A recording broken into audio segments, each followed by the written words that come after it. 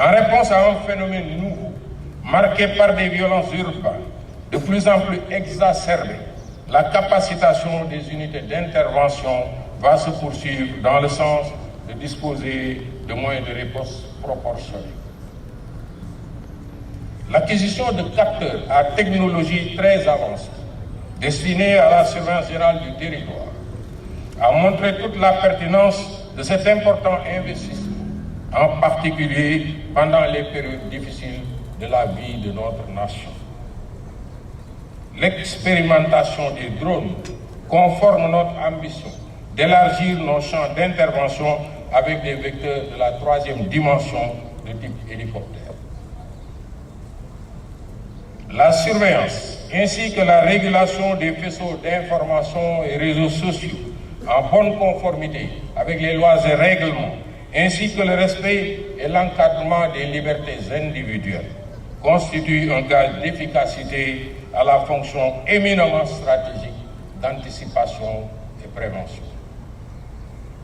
La surveillance, ainsi que, pour autant, la persistance des menaces et la variété des modes d'action qui font recours de plus en plus aux mécanismes empiriques pour échapper à la surveillance électronique, recommandent d'associer les populations à la coproduction de la sécurité.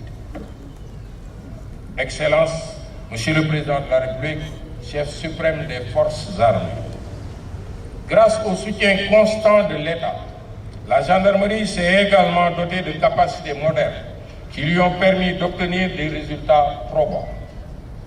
Ces réalisations majeures garantissent aujourd'hui une parfaite réversibilité des unités d'intervention dans l'exercice de leur double fonction de force de police et de force militaire. Par ailleurs, les formations spécialisées dans les domaines ferroviaires, maritimes et aériens sont en construction progressive.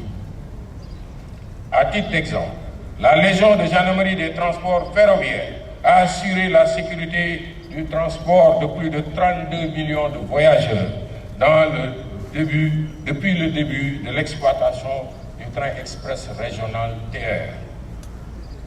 Excellence, Monsieur le Président de la République, chef suprême des forces armées, l'état-major du haut commandement de la gendarmerie nationale et direction de la justice militaire, que vous nous faites l'insigne honneur d'inaugurer ce matin, s'articule autour de 4 chaînes fonctionnelles. Les ressources humaines, les opérations, la logistique et l'anticipation-prévention.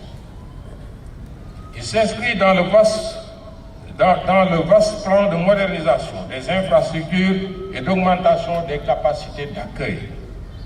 Cet ambitieux programme d'infrastructure vise un triple objectif.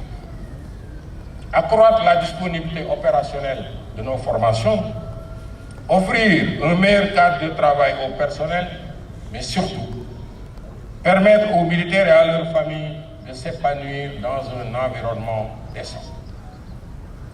Les grands chantiers dont vous allez visiter un échantillon tout à l'heure vont radicalement changer le visage de nos casernes.